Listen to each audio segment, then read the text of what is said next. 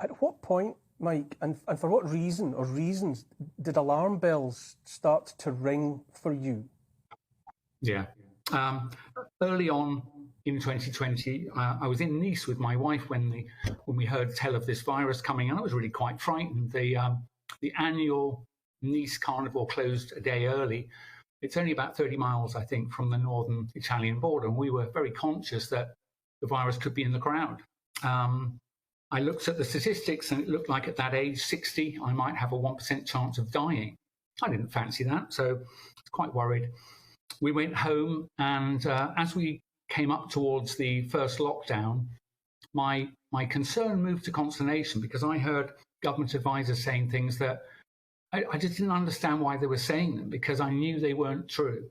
I could give a couple of examples about saying, well, we're not sure if you've survived this virus whether you'll be immune. And I thought, well, Immunology 101 will tell you that you should expect to be immune for a substantial period of time, possibly for life.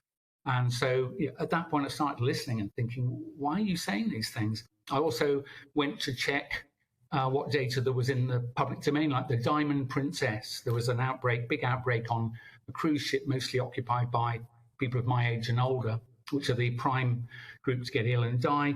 And yet it looked like the lethality was at least 10 times less than they were telling us from Wuhan. And so I thought, by the end of it, I thought, the actual threat in the environment is not much worse than a severe influenza. It's not influenza, different virus, but that's the measure of the threat.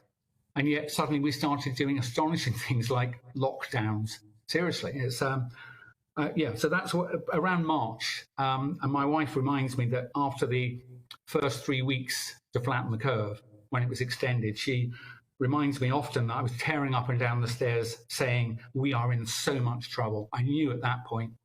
So seriously, I knew at that point something very bad was happening. And I'm afraid the impression that something bad has happened, as a professional scientist, it's been absolutely obvious to me by May 2020 that I'm afraid it's nothing like you've been told. And a couple of colleagues of mine, doctors Claire Craig and Jonathan Engler, did an exhaustive review of the evidence for asymptomatic transmission. That's a small publication you can go and find. I think it was 7 case reports, 5 or 6 were from China.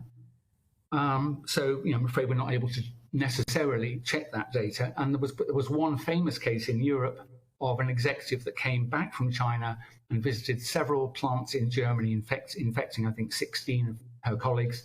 And the claim was that she was asymptomatically transmitting it.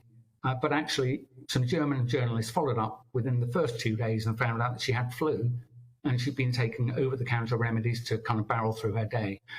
That is the totality of evidence supporting asymptomatic transmission, and decades of evidence, including statements by Fauci and the WHO, go in the opposite direction, including, as I mentioned, papers, peer-reviewed journal articles that have studied this do not find it. So I put it to your listeners that that's a central plank. That's a central plank of policy. Mike, if you bear with me, one of my guests here tonight, Scarlett Maguire, a former Labour advisor, is making it plain to me that she has something she'd like to ask you. My problem is that I caught COVID from asymptomatic. I mean, there were 19 of us at my mother's funeral. None of us had any symptoms. Within 2 days, 15 of us had come down with it. Some quite seriously, one in hospital. And I mean, obviously somebody at that funeral had the beginnings of it, but there were no obvious symptoms. I mean, you hear that again and again. I don't understand how you can say that it's just not true. You don't. That's anecdote. I'm not going to argue with your anecdote. To me. I won't do that. Scientists don't argue without anecdotes and not data. So I'm not going to agree or disagree with you. What I'm saying is, when you study it systematically and study hundreds of people who have PCR positive tests but no symptoms, and PCR positive tests with symptoms, and explore over weeks and months how many infect other people, you find that it's 17% if you're symptomatic and approximates the false positive rate for the test if you're asymptomatic. And there are dozens of papers like that. So I'm not saying it never occurs. It's very important, in fact, that you understand I'm not saying it never occurs. What I am saying is it's epidemiologically irrelevant. It does not drive epidemics. Look, the unvaccinated are responsible for their own choices.